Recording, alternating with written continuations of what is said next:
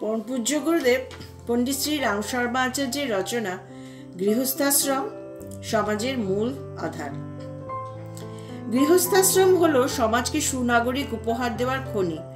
ভক্ত, জ্ঞানী, সাধু, মহাত্মা, মহাপুরুষ, বিদ্বান, পণ্ডিত প্রভৃতি সকলেই এই গৃহস্থাশ্রম থেকেই বেরিয়ে এসেছেন।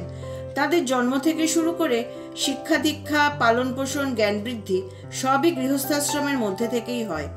পরিবারের মধ্যেই মানুষের সর্বোপরি শিক্ষা হয়ে থাকে।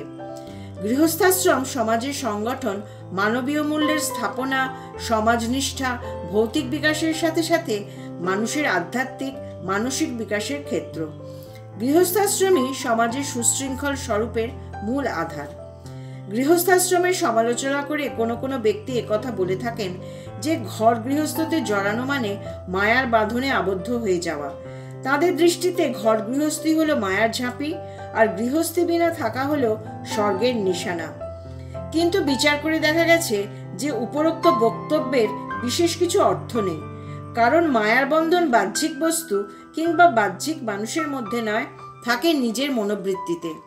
যদি মন অপবিত্র হয় এবং কাম, ক্রোধ ও লোভ ভরা হয়, তাহলে যে কথা গৃহস্থিতে হয় সেটি সন্ন্যাসের ক্ষেত্রেও হতে পারে।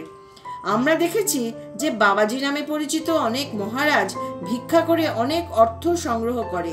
মৃত্যুর পর প্রচুর পরিমাণে অর্থ তাদের কাছে পাওয়া যায়। আমরা দেখেছি যে গৃহবিহীন লোকেদের ইন্দ্রিয় সমূহ লোলুপ হয়।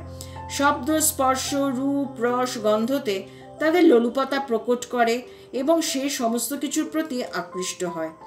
তাদের নিজের বস্তু, গৃহ, বস্ত্র, পুস্তক, পাত্র, শিষ্য, সাথী ইত্যাদির প্রতি মমতা পোষণ করে।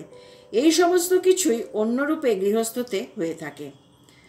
বৈরাগ্য, ত্যাগ এবং বিরক্তি এই মহাতত্ত্বের সরাসরি সম্পর্ক রয়েছে নিজের মনোভাবের সঙ্গে। যদি ভাবনা সংকীর্ণ, কলুষিত এবং স্বার্থযুক্ত হয়, তাহলে যত সাত্ত্বিক স্থিতিতেই মানুষ থাকুক না কেন, মনের বিকাশ সেখানেও পাপ এবং দুরাচারের সৃষ্টি করবে। আর ভাবনা যদি উদার এবং উত্তম হয়, তাহলে অনেক অনিষ্টকারক স্থিতিতেও মানুষ পুণ্য এবং পবিত্রতা উৎপন্ন করবে। যদি কারো মনে মায়া থাকে, তাহলে ঘর, বাইর, বন, অরণ্য, মন্দির, স্বর্গ সব জায়গাতেই মায়া আছে। মায়া ছাড়া আর কিছুই নেই। মনের ওপরই সবকিছু নির্ভর করে। যদি মন পরিষ্কার হয় এবং পবিত্রতা, প্রেম ও পরমার্থের দৃষ্টি থাকে, তাহলে ঘরের একটি কোণাও পুণ্য তপবন থেকে কোনো অংশে কম হবে না।